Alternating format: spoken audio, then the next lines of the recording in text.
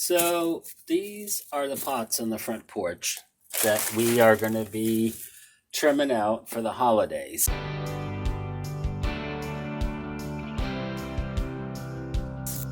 Before we get started, don't forget to subscribe by clicking the subscribe button and then the bell notification to get notified when we put out new videos.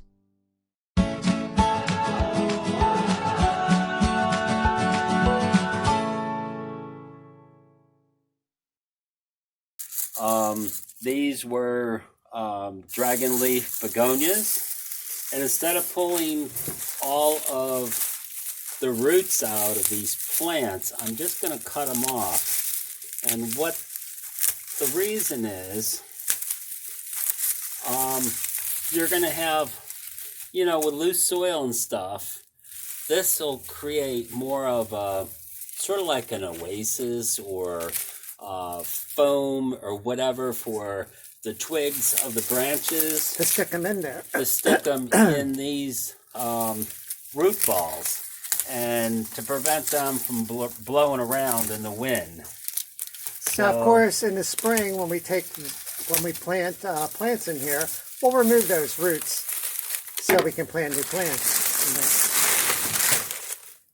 in there. Now, depending on where you live and your climate, you're going to want to make sure that your pots are not frozen. If they're not under cover and they're out along your sidewalk or whatever, if they've been rained on, and then you've had some cold temperatures, this is going to be solid as a rock. So keep that in mind. So these are the berry plants that we bought that you saw in part 1. These are white sticks that we had purchased previously. Now we're going to use both of these in the pots. Okay, you're going to need a pair of pruners to prune your greens as you put them in the pot. What I really want to do, and every year I do these pots differently, what I really want to do is something that will go with, that'll match the house as a cabin type house or whatever, is I want to get some birch tree branches, and I want to get at least 3 of them to come up about this high, and they would be arranged in different lengths and put into the center of the pot. Now, in years past, I've used these branches and I've put these in the pot and I've kind of spread them out. But this year what I want to try to do is do something that resembles the birch tree branches. Now, these branches were purchased at a craft store and Many years ago. they are just they've been spray painted. They have some glitter on them. I kind of like them for this purpose. So I've arranged these in the pot. I've used, I want to make sure, I have 2 pots, so I want to make sure I have enough for both. So this one doesn't have a whole lot to it, but I'm just going to stick this in for another branch. Now, you want to use something large in the center of the pot to bring some height to it. Next thing I'm going to do is use these branches that were purchased at a craft store as well. We talked to you before about winterberry, and I got started on this project kind of late. They were rather expensive, the place that I finally found them. So instead of that, I'm going to use these artificial ones. But for a natural pot, I would advise to try to get the winterberry. I'm going to spread these out a little bit. These things are made out of styrofoam. So And as a reminder, this pot is under the porch roof. So it's not going to get weather and rained on.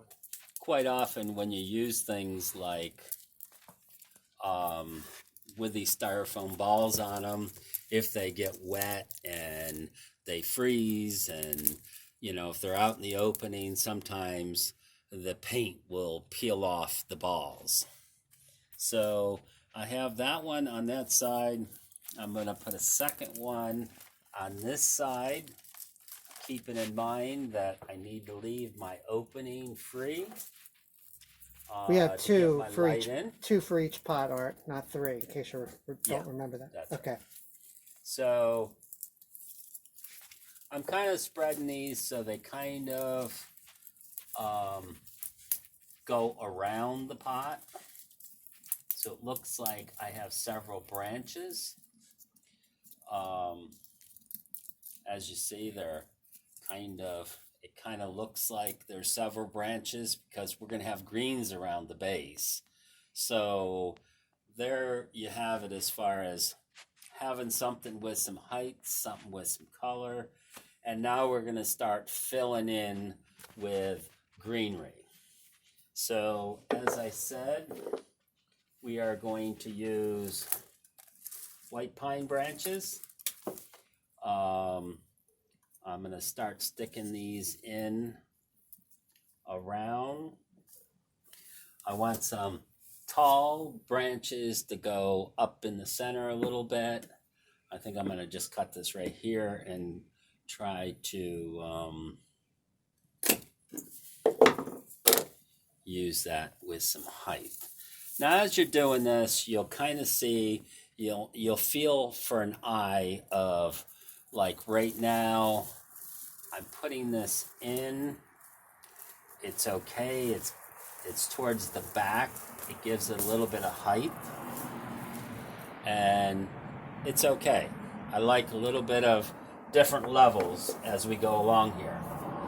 So I'm going to put another taller one on the back side here. And as I tell you about a little bit of height and so forth, it gives more interest instead of making it look like a flower arrangement. So, got some at this point. So, the next thing I want to do is start introducing some other greens here. I'm going to use some of this juniper to mix in with the white pine, and just sticking it in there.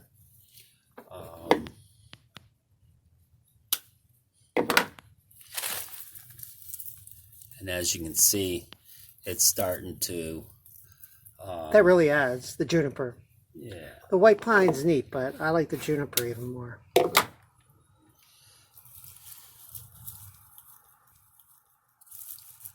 So I'm going to do the front of this pot. Instead of doing the whole pot right now, just not to bore you, I'm going to... I like these other branches because they're kind of wispy. I want to try to... Unfortunately, that one's bending the wrong way, but I'm just going to say it's a natural thing.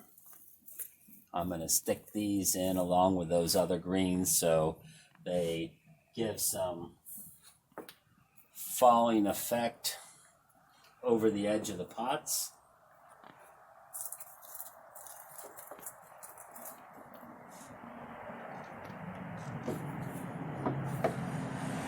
This one a little shorter in the front.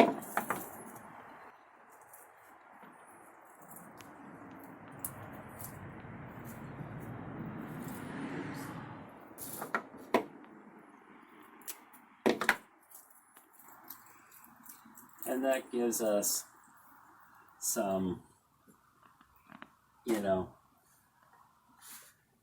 some look of it coming out over the pot.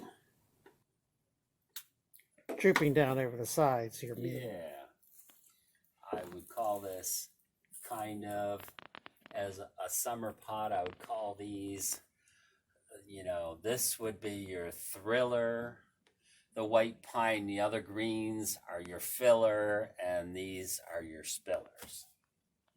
So, I mentioned earlier, these are very short, and they're very, whoever cut these at the nursery, they cut them pretty short. Normally, I would say these would need to go as an inside green.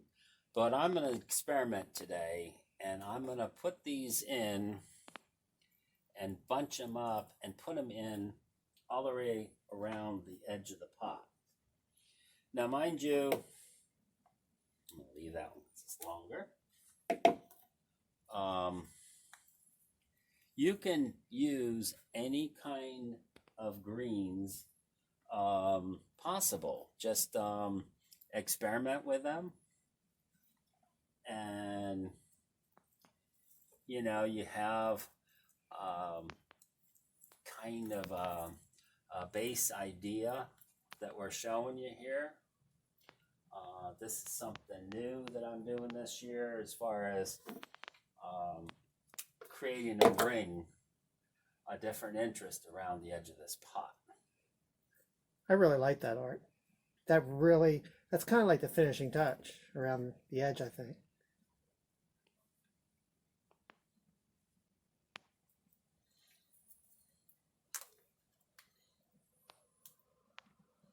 Sort of that other color kind of sets the pot off. Sure does.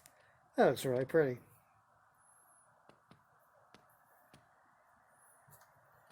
And if you have access, You need some around the other side towards the back, towards the...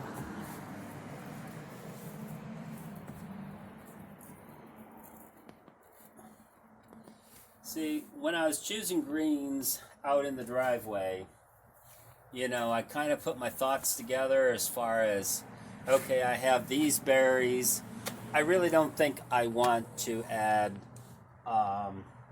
holly to this pot because it would be kind of a conflict of interest with these, and then you have the other berries. So I tried to not overdo it with too many things,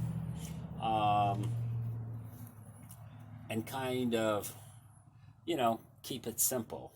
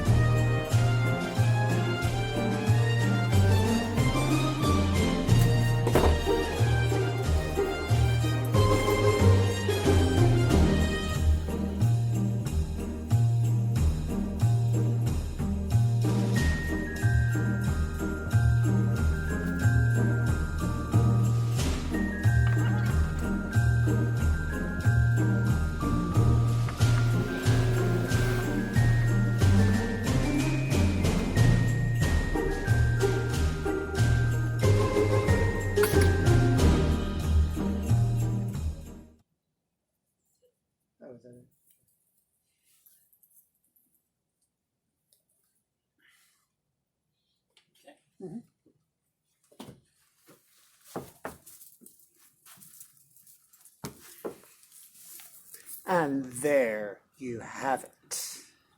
What you doing there, Art?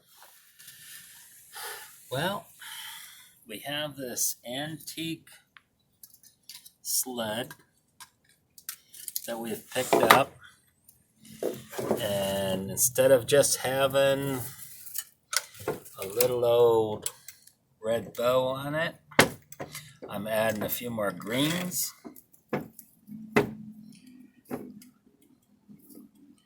So as you can see, this is a beautiful branch. It has a pine cone on it. If you can get some with more pine cones, the better. I'm just going to keep this simple. A little bit of the holly greens, the miniature holly greens.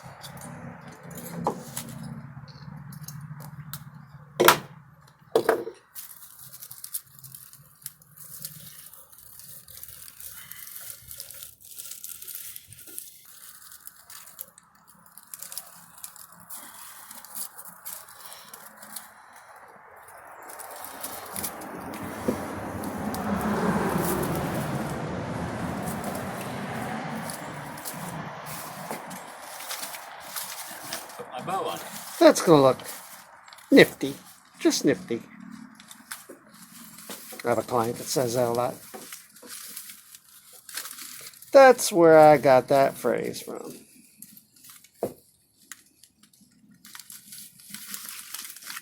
Lift it up for us, Art. Well, just very simple. We'll just place this by the front door. Next to one of those beautiful pots. And look at that. So nice. And here is the front of our house. Decked out for the holidays. We don't have the lights on yet because they're on a timer. Now, the only thing that I would change in the situation is the color of that bow. Yeah, it is a little red. I really think something like buffalo plaid would go very well. Oh yeah, that would. But we don't have one of those, so for this year, we'll just do this. Don't forget to subscribe by clicking the subscribe button and then the bell notification to get notified when we put out new videos.